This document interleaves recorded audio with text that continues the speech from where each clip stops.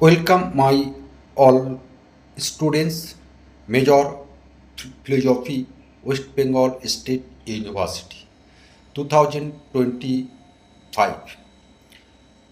অর্থাৎ পশ্চিমবঙ্গ রাষ্ট্র বিশ্ববিদ্যালয়ের জাতীয় শিক্ষানীতির যে প্রথম চতুর্থ সেমিস্টারের পরীক্ষা হয়েছিল দর্শন মেজরের অর্থাৎ অনার্সের, সেই প্রশ্নপত্র আমরা আজকে আপনাদের সামনে তুলে ধরছি। তো সঙ্গে থাকুন। কি পড়েছে 2025 সালে প্রশ্ন। প্রথমে answer any 5 question from the following, অর্থাৎ 5টি প্রশ্নের উত্তর দিতে হবে, প্রত্যেকটি প্রশ্নের মান 2। কি পড়েছে? উপযোগবাদ কত প্রকার ও কি কি? বেন্থাম কয় প্রকার নিয়ন্ত্রণের কথা স্বীকার করেছেন, সেগুলি কি কি? শাস্তির সম্বন্ধে সংশোধনাত্মক মতবাদের একটি উদাহরণ দাও। নিঃশর্ত অনুজ্ঞা তত্ত্বটি কে প্রচার করেন, তার প্রবর্তিত নৈতিক মতবাদের নাম কি? সুখবাদের গণনা পদ্ধতি বলতে কি বোঝানো হয়, এই পদ্ধতির কথা কে বলেছেন? মনস্তাত্ত্বিক সুখবাদ বলতে কি বোঝায়? নৈতিক বিচারের প্রকৃত বিষয়বস্তু হিসাবে কোন প্রকার আচরণকে নির্দেশ করা হয়? নীতি উপযোগবাদের বিভিন্ন প্রকারগুলি কি কি? অনৈতিক ক্রিয়ার সংজ্ঞা দাও। কোনো কাজের উদ্দেশ্য ও অভিপ্রায়ের মধ্যে পার্থক্য করো। এটাই ছিল আপনাদের 2025 সালে যে 2 মার্কসের যে অ্যান্সার আপনাদের দিতে হবে, তার প্রশ্নগুলো এই পড়েছে। এবার এই প্রশ্নগুলো বাদ দিয়ে 2026 সালে যারা ফোর্থ সেমিস্টারের পরীক্ষা দেবে তাদের সেইভাবে প্রস্তুতি নিতে হবে। এবার আমরা আসবো দুদাক। সেখানে বলছেন answer any 2 question from the following, অর্থাৎ প্রত্যেক দুটো প্রশ্ন লিখতে হবে, তার প্রত্যেকটি প্রশ্নের মান 5।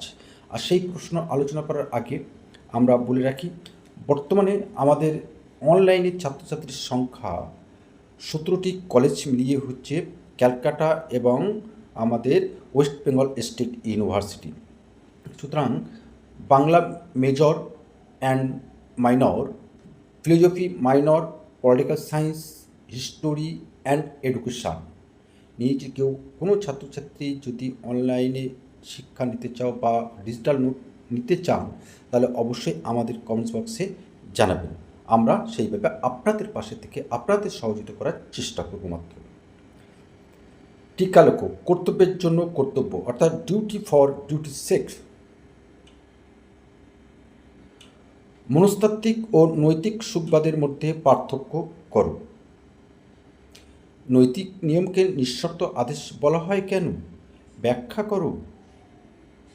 নৈতিক এবং অনৈতিক ক্রিয়ার মধ্যে পার্থক্য লেখো।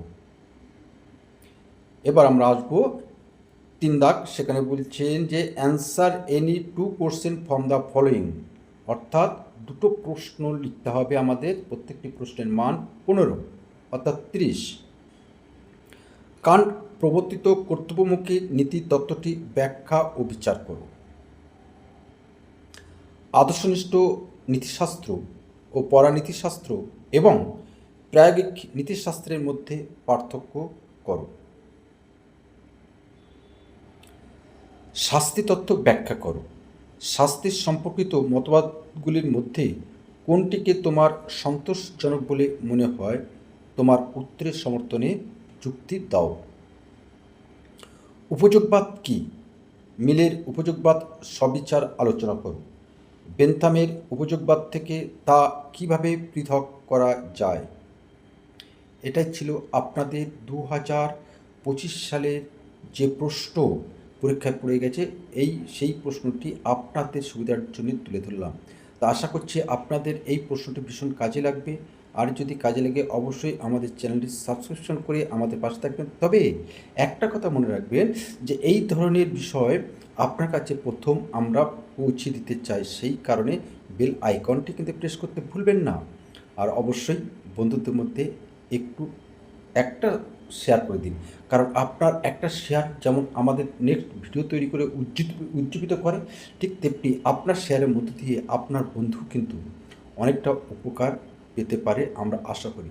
আর সেই নিরিখে আমরা বলতে পারি যে এইটুকু প্রত্যাশা আপনার কাছে রাখতে পারে, please subscription and share to your friend our channel শেষের কবিতা সুন্দরবন। মনে রাখবেন, শেষের কবিতা সুন্দরবন ইউটিউব চ্যানেল এবং শেষের কবিতা কোচিং সেন্টার, যেটি এখন বর্তমানে 3টি জায়গায় অবস্থান করছে: হিঙ্গলগঞ্জ কলেজের সামনে, ভান্ডারখালী এবং আমাদের বারাসাত। এই 3টি জায়গায় কিন্তু আমাদের সমানভাবে চলছে এবং অসংখ্য ছাত্রছাত্রী কিন্তু অনলাইনের মধ্যে দিয়ে আমাদের পাঠদান নিচ্ছেন।